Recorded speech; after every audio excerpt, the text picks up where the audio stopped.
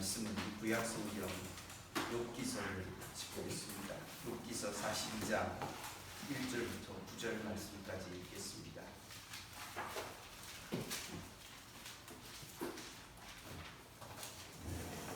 욥기서 42장 1절에서 9절 말씀입니다. 한 절씩 교독하겠습니다. 욥이 여호와께 대답하여 이르되 주께서는 못하실 일이 없사오며 무슨 일이든지 이루실 것이 없는 줄 아오니 무지한 말로 이치를 가리는 자가 누구니까? 나는 깨닫지도 못한 일을 말하였고 스스로 알 수도 없고 헤아리기도 어려운 일을 말하였나이다. 내가 말하겠사오니 주는 들으시고 내가 주께 들으셨사오니 주여 이를 알게 하옵소서. 내가 주께 대하여 귀로 듣기만 하였사오나 이제는 눈으로 주를 배웁나이다.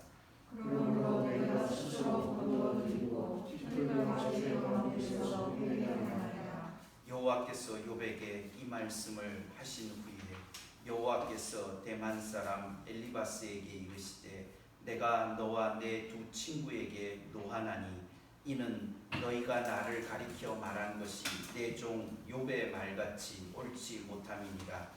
그런즉 너희는 스스로 율법과 순양한 율법을 가지고 내 종 욥에게 가서 너희를 위하여 방전을 드리라. 내 종 욥이 너희를 위하여 기도할 것인즉 내가 그를 기쁘게 받으리니 너희가 운명한 만큼 너희에게 갚지 아니하리라. 이는 너희가 나를 가리켜 말한 것이 내 종 욥의 말같이 옳지 못함이라. 이에 대만 사람 엘리바스와 수아 사람 빌닷과 나아마 사람 소발이 가서 여호와께서 자기들에게 명령하신 대로 행하니라. 여호와께서 욥을 기쁘게 받으셨더라.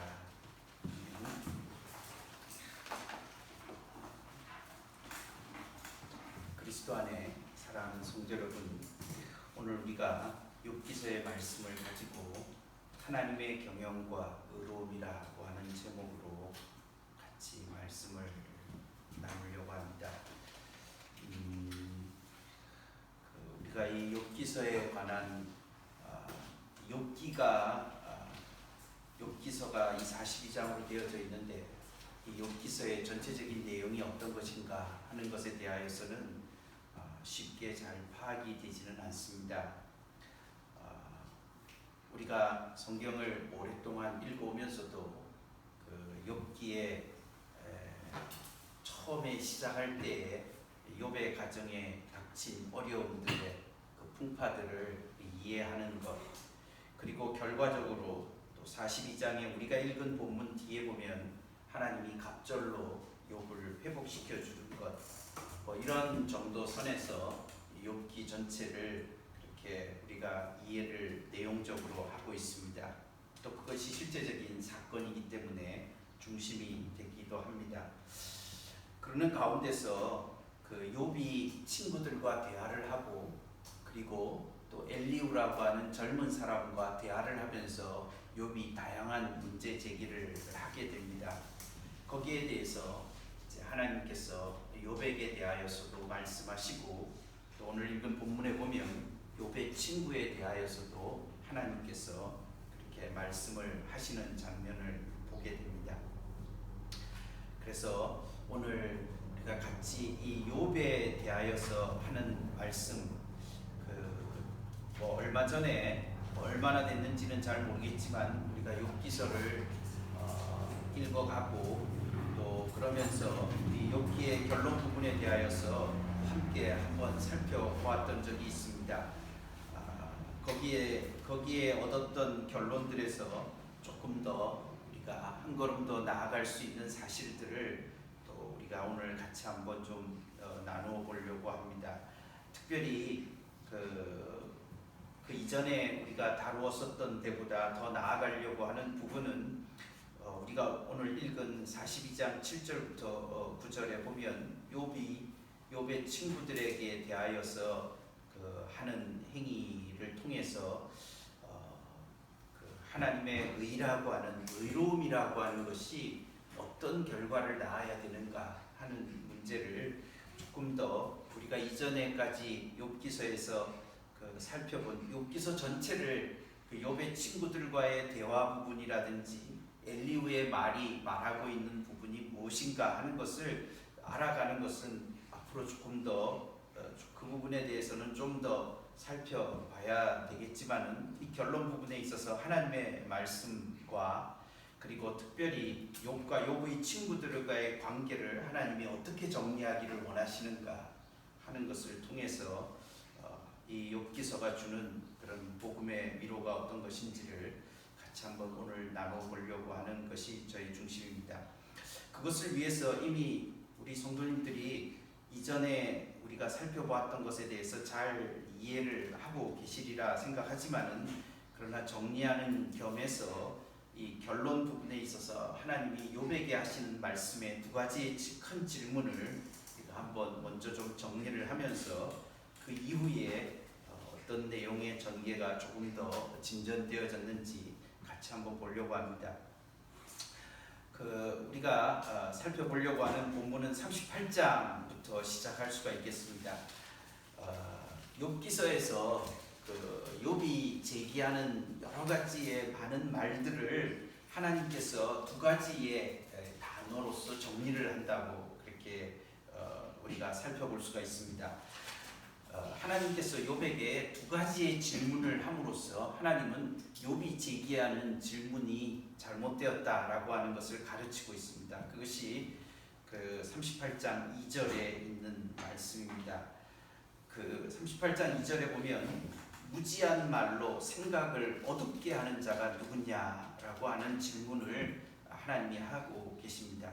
여기 생각이라고 하는 이 단어는 우리가 읽은 42장의 말씀에 보면 42장에 있는 본문하고 같이 비교해서 보면 3절에 욥이 스스로 대답하는 말 속에 이런 표현이 있습니다. 무지한 말로 이치를 가리는 자가 누구냐 할 때 이치라는 말과 여기에 38장 2절에 하나님이 하시는 말씀에 무지한 말로 생각을 어둡게 하는 자가 누구냐라고 얘기할 때 42장에 답변을 하기를 바로 접니다. 무지한 말로 이치를 어둡게 하는 자가 바로 접니다. 이렇게 답변하는 것이 42장의 3절에 나와 있는 내용입니다. 그래서 여기 이치라고 하는 것을 생각이라고 이렇게 다르게 번역을 하기도 하지만 보통 성경에서 보면 이사야 선지자의 표현에 의하면 경영이라고 하는 말로 번역을 하기도 합니다. 그래서 무지한 말을 가지고서 하나님의 경영을 어둡게 하는 자, 하나님이 아무 생각도 없고 아무런 계획도 없고 아무런 경영이 없는 그런 분이시다라고 그렇게 이야기하는 것에 대해서 하나님께서 답변을 하고 계시는 장면입니다. 그리고 또 하나의 질문은 40장으로 넘어가시면 하나님이 다시 한번 욥에게 말씀하는 말씀이 있습니다. 하나님께서 욥에게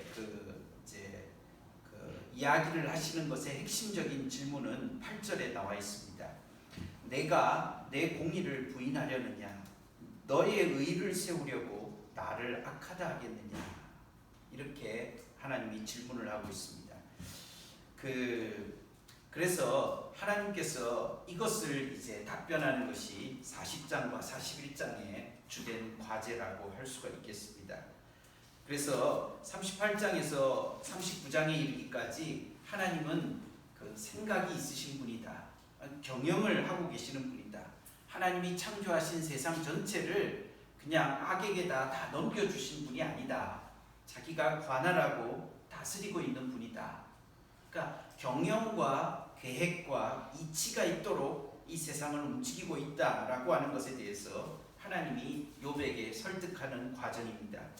그리고 40장의 두 번째 질문을 통해서 하나님의 이러한 경영은 의로운 경영이다. 이렇게 주장을 하고 계시는 것입니다. 네가 세상에 불의한 자들이 득세를 하고 자신은 의롭게 살아도 하나님이 날마다 나를 억압하는 이런 현실은 불의하다 이렇게 주장을 하는데, 그렇지만은 나의 공의가 부인되어질 수 없다라고 하는 것을 하나님께서 답변하고 계시는 것입니다. 그래서 이 두 가지의 큰 질문, 하나님께서 욥에게 지금 하시는 큰 이 질문을 통해서 하나님 스스로가 답변을 하고 있는 것이죠. 하나님께서 나는 아무 생각이 없이 세상이 지멋대로 돌아가도록 놔두지 않는다, 이렇게 하나님이 답변을 하고 계시는 것이고, 두 번째는 그런 하나님이 움직이시는 것 속에 기본적인 동기가 뭐냐, 그것은 공의로운 동기다라고 그렇게 말씀을 하고 있습니다. 그렇게 두 장씩을 활용하면서 하나님이 길게 답변을 하고 나서 이제 욥이 자신의 잘못을 깨닫고 회개하는 장면을 우리가 읽게 되었습니다. 우리가 이 앞에 두 가지의 내용들에 대하여서는 지난번에 언제적인지 모르지만은 같이 말씀을 정리를 했던 적이 있는데 기억이 나시는지 모르겠습니다. 뭐 그런 거 했었던 것 같기도 하고, 또 뭐 새로 해도 새롭고 뭐 늘 그러리라 생각이 들지만은, 그래서 여기에 그냥 좀 기억을 회복시키도록 하기 위해서 조금 더 설명을 드리자면, 첫 번째 말씀하고 있는 이 하나님의 이치, 경영이라고 하는 것을 말하기 위해서 하나님께서는 모든 것을 질서 있게 만들었다라는 것을 강조합니다. 땅에 기초를 놓을 때 네가 거기에 보탠 게 있냐, 쉽게 말하면 뭐 이런 식의 말씀이죠. 그리고 파도가 넘치되 쓰나미같이 맨날 넘쳐오므로 그렇게 하지 않는다. 땅과 이 물과 땅의 경계를 정해놓고 그것을 움직이시는 분이 누구신지 네가 그 경계에 대하여서 알고 있느냐, 이렇게 말씀을 하고 있습니다. 그리고 온갖 짐승과 비를 주시고, 그 다음에 땅 위의 모든 짐승들과 하늘의 질서들을, 천체의 질서들을 그렇게 만들어 가시는 일에 있어서 하나님께서 사람들에게, 이 욥에게 그렇게 누가 이렇게 했는지 아느냐, 타조가 자기가 알을 낳고 그것을 특별히 버려두고 그렇게 미련하게 만들어 놓은 것이 누구인지 아느냐, 이렇게 말씀을 하고 있습니다. 이런 것까지를 이야기하면서 하나님께서 자신의 뜻을 따라서, 자기의 필요를 따라서 하나님이 세상을 두셨다, 이렇게 말씀을 하고 있습니다. 그렇게 함으로써 하나님은 이 세상을 만드시고 운영하시는 생각을 가지고 계시는 그런 하나님이시다라고 하는 것을 스스로가 증거하고 있는 것이 38장과 39장의 내용이다라고 이렇게 말씀할 수 있겠습니다. 그래서 이 질서 있게 세상을 하나님이 경영하신다라고 하는 것 때문에 많은 그동안의 기독교적인 생각 혹은 기독교적인 학문, 즉 사람들이 질서를 연구할 수 있는 기초가 있다, 이렇게 보는 것이죠. 그래서 어떤 모든 일들에 대해서 이런 원인이 무엇이고 결과가 무엇이고 이런 기본적인 질서들을 찾아가고 이해를 해가고 우리의 어떤 질병에 대해서 왜 이런 일이 일어나는지에 대해서 물을 수 있는 그런 환경들이 조성되는 것은 하나님께서 이치를 가지고서 세상을 만드시고 운영하시기 때문이다, 이렇게 말할 수 있겠습니다. 모든 것이 다 우연에 의해서 진행되는 것이 아니다, 이렇게 말할 수 있겠습니다. 그래서 우리가 이런 모든 어려움들을 당할 때마다 그것을 극복할 수 있는 지혜들을 찾고 또 노력한다, 이렇게 말할 수 있겠습니다. 두 번째에서 말씀하고 있는 이 공의에 관한 문제에 있어서 하나님의 답변, 증거, 내가 공의가 없다라고 얘기를 하고 있는데, 공의에 대하여서 하나님께서 자신이 공의롭다라는 것을 증거하기 위해서 두 가지의 사실들을 논증합니다. 그것을 논증함에 있어서 첫 번째는 하마라고 하는 짐승을 거기에다가 소개를 해주고 있습니다. 4장 15절에서부터 보면 이제 소같이 풀을 먹는 베헤못이라고 하는, 이게 옛날 개역 성경에는 하마라고 번역이 되어 있었습니다. 하마가 그 물에서 가지고 있는 그 역할과 모든 것에 대해서 거기 쭉 적어 놓고 있습니다. 41장에는 내가 낚시로 리워야단, 이것은 이전 번역에는 그 악어라고 번역이 되어 있었습니다. 그 악어를 거기 쭉그 소개를 해놓고 있으면서 이 두 가지의 짐승을 소개하면서 하나님께서 이런 강하고 크고 엄청난 그런 힘을 가지고 있는 것들을 하나님께서 그렇게 풀어놓으시고 그것을 관리하고 계신다라고 얘기를 함으로써 그 하나님께서 의로우시다라고 얘기하는 것을 이야기를 하고 있습니다. 이 두 가지의 사실들, 이 두 가지의 짐승들이라고 하는 것은 바다를, 즉 물을 지배하는, 즉 물이라고 하는 것이 고대 사회에서 굉장히 그 두려움의 대상이었는데, 그 바다를 지배하는 이 두 가지의 그 큰 물을 지배하는 이 짐승을, 그래서 여기 그 개정 성경에서는 베헤못과 리워야단으로 번역을 한 이유는 고대 근동에 있는 신화적 그런 어떤 동물로서, 즉 악을 지배하는 그 혼돈을 지배하는 어떤 신적인 그런 존재로서 이 베헤못과 리워야단이라고 보는 것이 좀 더 성경적이다. 그 당시 사고방식에 합당한 표현이겠다. 이렇게 그 번역의 의도가 거기에 좀 깔려 있습니다. 하마, 악어 이래 버리면 고대적인 느낌보다는 오늘날의 하마, 우리가 하마 보는 좀 큰 놈이구나. 그 다음에 악어 그러면은 좀 뭐 대단한 놈이구나. 이런 정도로 그치지. 그 당시에 이 물이 휘몰아칠 때 그 물을 거슬리면서 그것을 지배하고 있는 그런 실체로서의 어떤 상징적 의미들을 가지지 못한다. 이렇게 생각을 해서 이렇게 번역을 원어를 그대로 써서 짐승의 이름을 놓고 있습니다. 그런데 이런 것들을 하나님께서 능히 붙잡아 매시기도 하고 풀어주시기도 한다. 이렇게 이야기를 함으로써 너희들은 그것들을 잘 조정할 수 없지만 그러나 나는 그것을 능히 조정할 수 있다라고 얘기함으로써 여기에 주된 하나님의 주장의 내용은 10절부터 14절에 보면 40장 10절부터 14절에 보면 교만한 자를 낮아지게 하시는, 그리고 악인들을 짓밟는 그런 하나님이시다라고 하는 것을 보여줌으로써, 그래서 필요한 구원을 14절에 이룰 수 있는 그런 하나님을 이야기를 하고 있습니다. 네가 스스로를 구원할 수 있지 않다라고 하는 것을 통하여서 이런 세력들을 네가 짓밟을 수 있다면 이런 교만한 자들을 짓밟을 수 있는가라고 얘기를 하면서 하나님께서 이야기를 하고 계시는 것입니다. 그래서 이런 악한 자들과 교만한 자들을 진토에다가 던져버릴 수 있는 하나님은 의로우신 하나님이시다. 이렇게 주장을 하고 있는 것이 이 욥기서의 내용이다라고 이렇게 말을 할 수가 있겠습니다. 거기 무엇으로도 뚫을 수 없는 악어의 가죽의 그 견고함에 대한 이야기들을 굉장히 길게 서술하고 있습니다. 그렇게 말하면서 그들의 이 악어와 하마의 이 모습을 마지막 41장 34절에 보면은 모든 교만한 자들 위에 군림하는 왕이다라고 얘기를 함으로써 어떤 이 교만과 이 권력이 강대한 어떤 존재를 가리키는 모습으로서 이 두 짐승이 사용되고 있다 하는 것을 우리가 알 수가 있습니다. 그런데 그것들을 하나님께서 그렇게 철저히 알고 계신다. 이 알고 있다라고 하는 것은 다루고 계신다. 이렇게 말하는 것이라고 할 수 있겠습니다. 사실 우리가 여기까지는 지난번에 우리가 다 같이 한번 정리를 했었던 내용입니다. 그렇게 함으로써 하나님은 자신이 이치를 가지고 있고 교만한 자들을, 강한 자들을 짓밟으시는 그런 하나님은 의로우신 분이다라고 하는 것을 그렇게 충분히 드러내셨다. 이렇게 이야기를 할 수가 있겠습니다.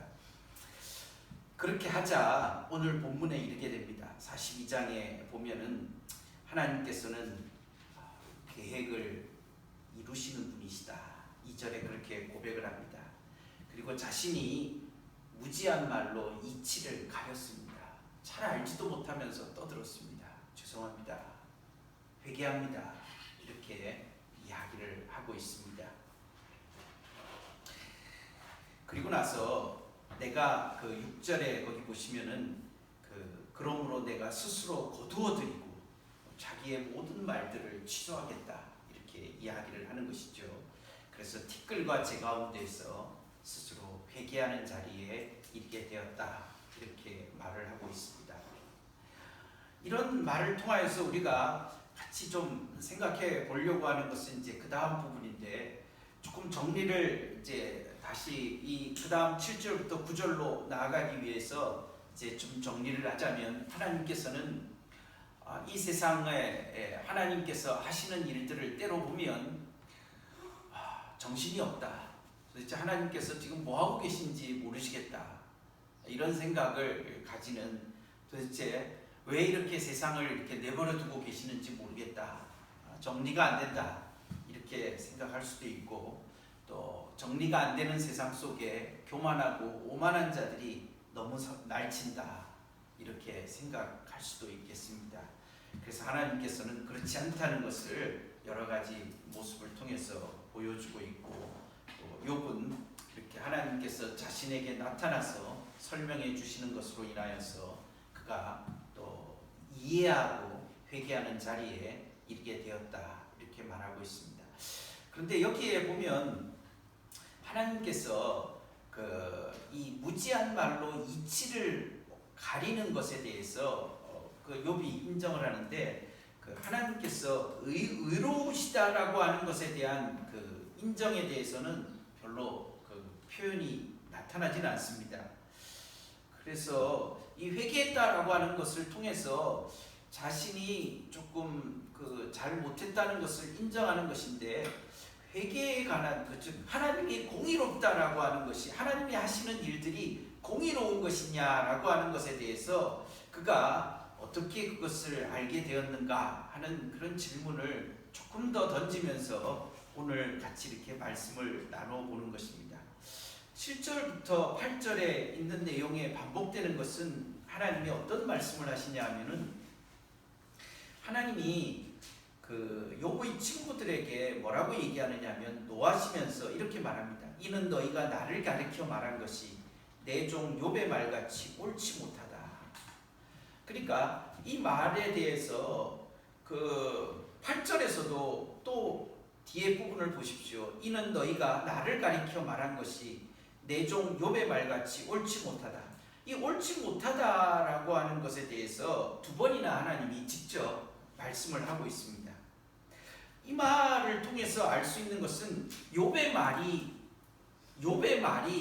욥의 친구들의 말보다 정당하다 이렇게 말씀하시는 것이죠. 그러니까 욥이 공의롭지 못하다라고 얘기를 하는 것은 이 악한 자들에게 대한 하나님의 판단이 중지된 것처럼 생각되는 것에 대해서 욥이 의문을 계속 제기하는 것이죠.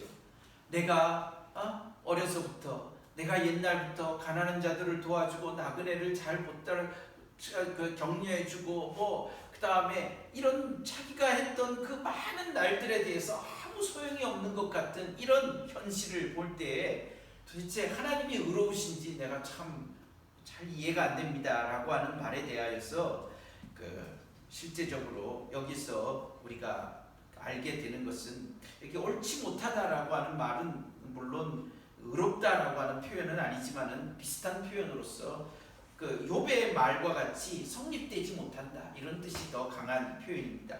그러니까 너희들이 말한 것이, 너희들이 나에 대해서 말한 것은 성립될 수 없다, 정당하지 못하다, 그렇게 말할 수도 있겠습니다. 그래서 욥의 말이 오히려 더 정당하다 이렇게 이야기를 하고 있습니다.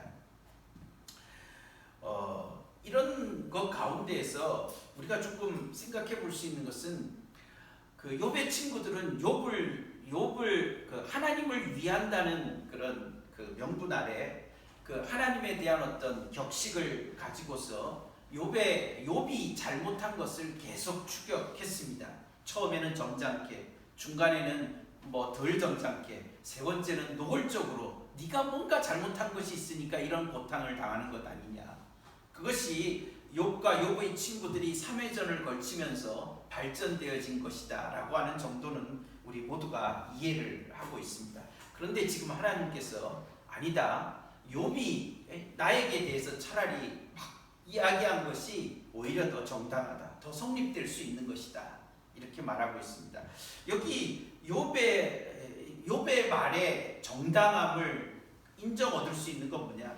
차라리 사람한테 하소하지 말고 하나님께 하소하는 게 더 낫다. 저는 오늘 그런 것들을 조금 같이 나누고 싶습니다.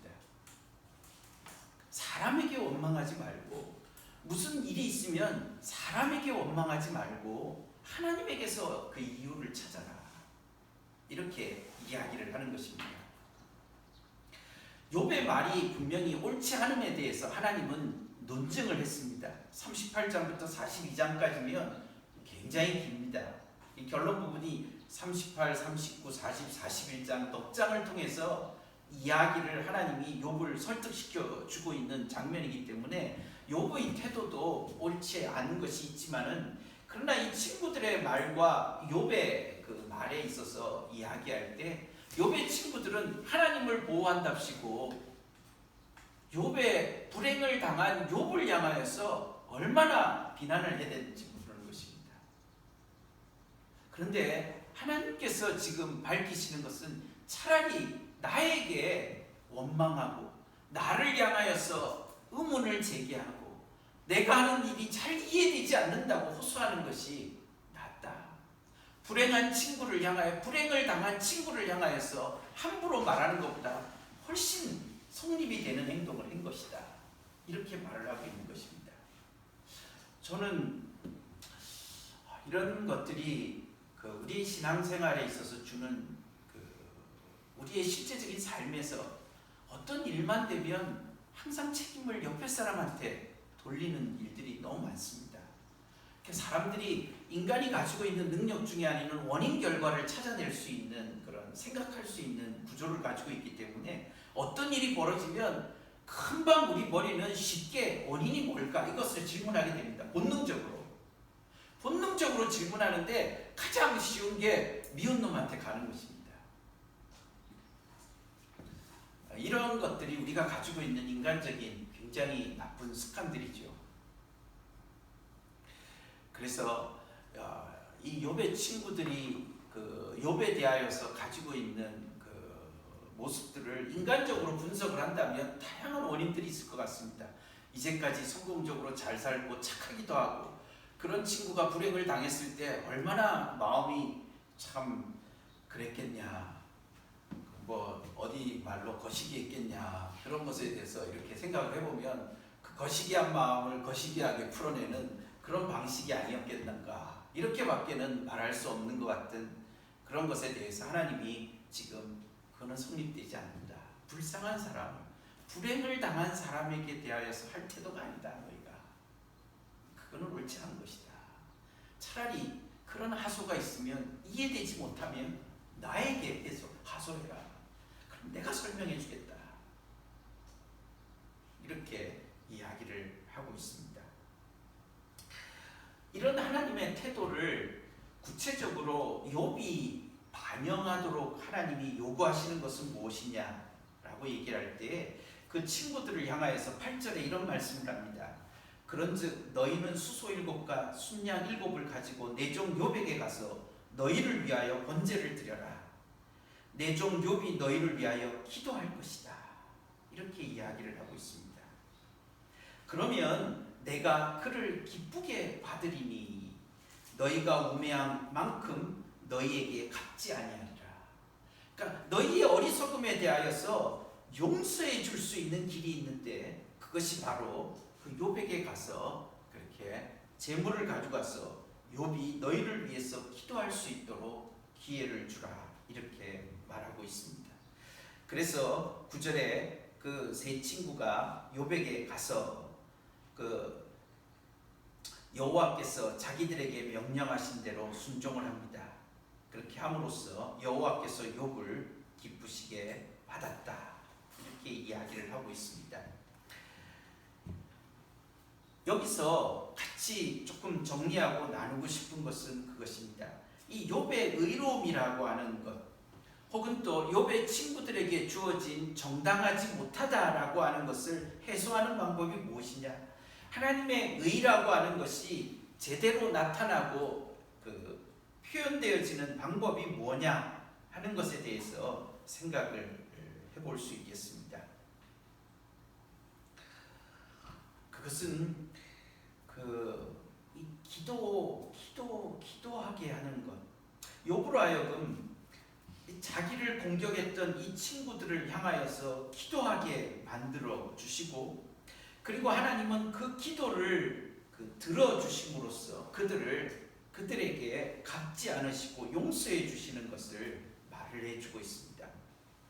제가 같이 이야기하려고 하는 것은 기도가 가지고 있는 이 용서라고 하는 이 기도 속에서 일어나고 있는 용서의 행위라고 하는 것이 의로움이 드러나는 진짜 장면이다라고 하는 것을 같이 말씀을 좀 나누려고 하는 것이고, 그것을 제가 동료 목사가 저에게 이 욥기서를 질문하면서 도대체 욥의 핵심적인 가치가 무엇일까, 이런 것들을 같이 논의를 하면서 질문을 받고 같이 토론을 하고 긴 시간 같이 정리를 하면서, 그리고 나서 또 제가 개인적으로 정리를 하면서 욥이 깨달은 하나님의 의로움, 혹은 그것이 욥에게 주어진 그런 하나님을 의로운 하나님을 섬기는 욥의 의로움이라고 하는 것들은 어떤 방식으로 드러나야 그것이 정당한 것인가, 이렇게 얘기할 때 그것은 너희를 위해 기도하는 것이고, 그러므로 인하여서 그 기도를 따라서 하나님이 용서를 베풀어 주시는 것이다, 이렇게 이야기를 하고 있습니다. 그래서 우리가 하나님이 주신 우리 신앙생활이라고 하는 것이 일반적으로 종교개혁이라고 개신교 전통이라는 것이 사실은 믿음으로 의롭게 된다라고 하는 굉장히 의에 대한, 즉 이 죄를 어떻게 극복을 할 것이냐, 죄를 어떻게 극복하고 하나님의 구원을 누리느냐 하는 것의 표현을, 그것을 우리가 의롭게 된다 이렇게 이해를 하고 있습니다. 그래서 우리는 의롭게 된다라고 하는 것을 하나님 앞에서 깨끗한 자가 된다라고 하는 말로써 충분히 우리가 받고 있지만은, 그러나 동시에 그 의로움이라고 하는 것이 만들어내는 구체적 현실이 어떤 것인가 라고 하는 부분에 있어서 이 하나님의 의로움들을 추구하는 사람이 궁극적으로 어떤 일들을 만들어내는가 할 때 다른 사람들을 위해서 기도하는 사람이다. 그러므로 인하여서 그들을 하나님께서 용서해 주시는 것을 탄원하는 사람이다. 사실은 우리가 예수님이 십자가상에서 마지막으로 하신 말씀들을 마태나 누가나 조금씩 표현이 다르지만은, 누가를 읽을 때에 우리가 예수님이 십자가상에서 저들의 죄를 용서해달라, 저들이 하는 것을 알지 못한다, 이렇게 예수님께서 말씀하시는 것을 볼 수가 있습니다. 예수님께서 이 성전이 가지고 있는 자기의 역할과 기능들을 제대로 하지 못한다라고 하는 것을 제가 최근에 우리가 복음서를 읽으면서 계속 이야기를 나누었던 말씀인데, 기도를 통해서 다른 사람들을 용서를 해내고 있는가, 우리가 정말 용서하고 그것을 품어내고 있는가, 이런 것들이 있을 때에 비로소 우리가 의로운 사람이다라고 하는, 의롭게 된 사람이다라고 하는 의에 대하여서 가지는 실질적인 그런 증거들을 얻은 것이다, 이렇게 이야기할 수 있다는 것입니다. 예수님의 십자가가 의롭다, 정당하다라고 말할 수 있는 것은 무엇이겠습니까? 예수님의 십자가 지심이라고 하는 것이 정당한 이유가 뭐겠습니까?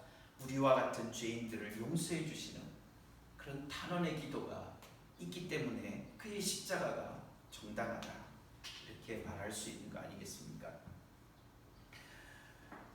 이것은 우리가 생각해보면 욥의 친구들의 태도를 확실히 뒤집어 엎는 것이죠.